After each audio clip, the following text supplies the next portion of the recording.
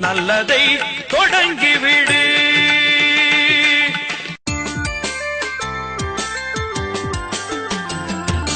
ஏற்பிடிக்கும் உழவனுக்கு ஏற்றம் தரும் பண்டிகையாம். புத்தம் புதிய ஆடை கட்டி பொங்கல் வைக்கும் நன்னாளாம்.